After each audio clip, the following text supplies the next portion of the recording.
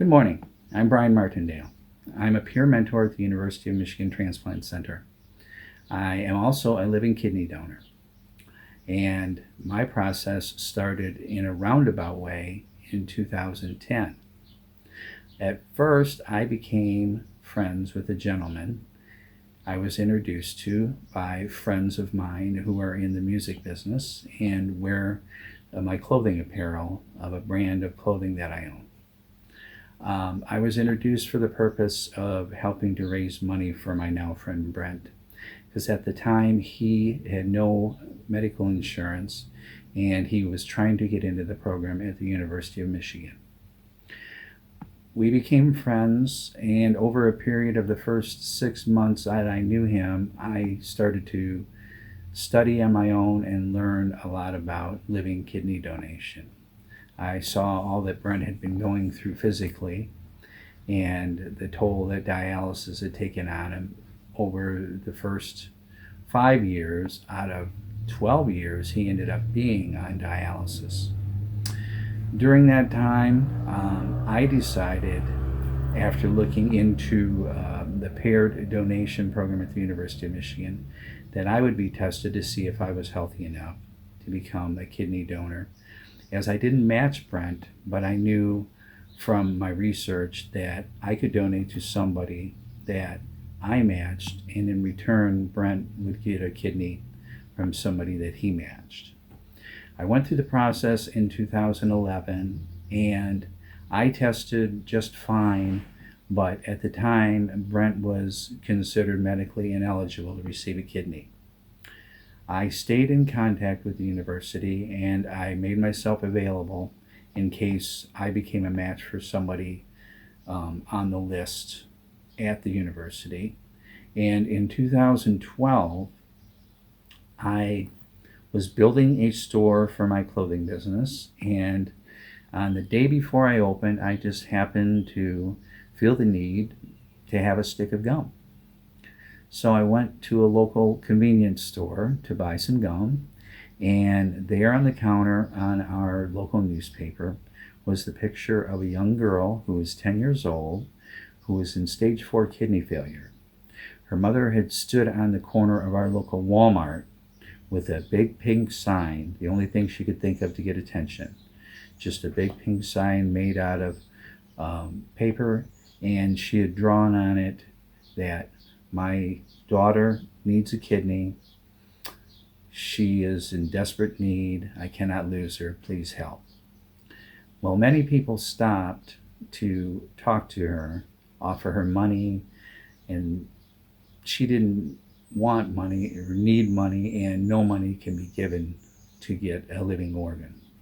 A living organ has to be donated freely and without any kind of price on it or charge to anybody receiving it.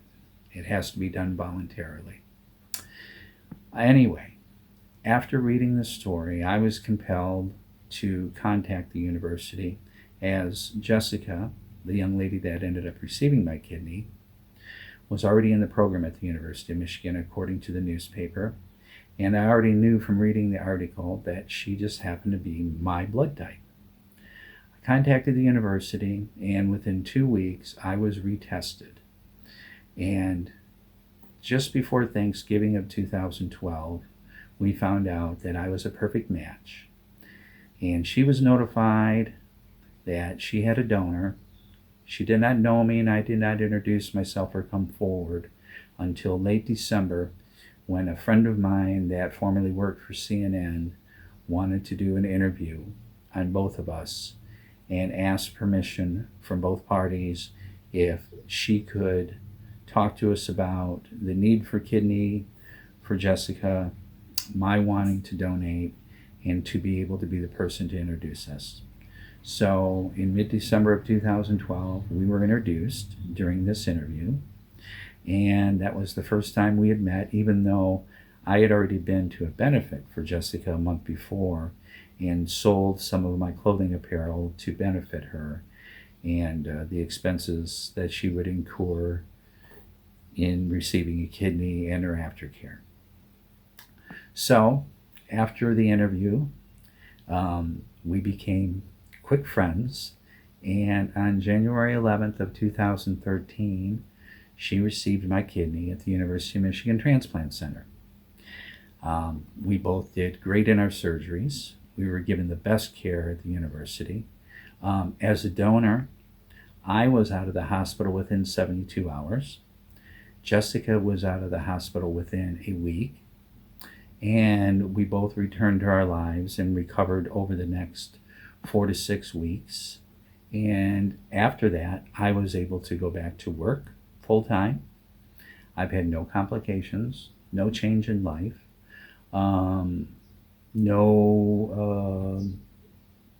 any kind of problems or changes in routine at all.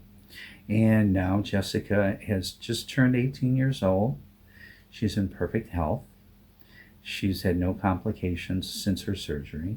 So we just celebrated 7 years in January, and both parties are doing very well. So our story is just an example of a way that, you know, you can become a kidney donor and not know that you are going to be. Just by chance you meet somebody or you see somebody or come in contact with somebody in need and you feel compelled to be a donor. That's kind of how our situation went.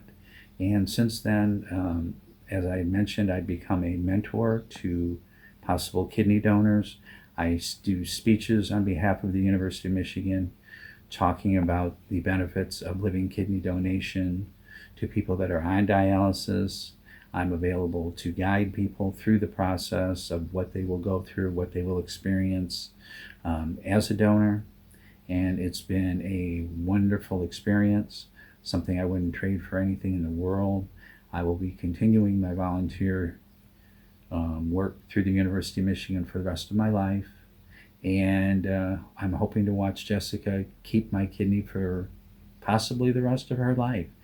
Many people that have received living kidneys as opposed to cadaver kidneys have kept their kidney an average of 3 to 4 times as long as a person receiving a kidney from a cadaver donor. So there are many benefits in receiving a kidney from a living person. The length of time that it will serve the person getting the kidney, and there have been people now that have kept living kidneys donated from other people for over 50 years since the first transplants of living kidneys started in the 1950s. So there's my story. I just wanted to kind of make it short and sweet. I'm sorry if I got off track in any way, but the main message here is you can donate one of your kidneys if you have 2 healthy ones. The second one is really a spare to the first. You can live a normal, healthy life without any changes with just 1 kidney and do everything that you did before. And it will be one of the most rewarding and greatest experiences of your life. So I'm Brian Martindale.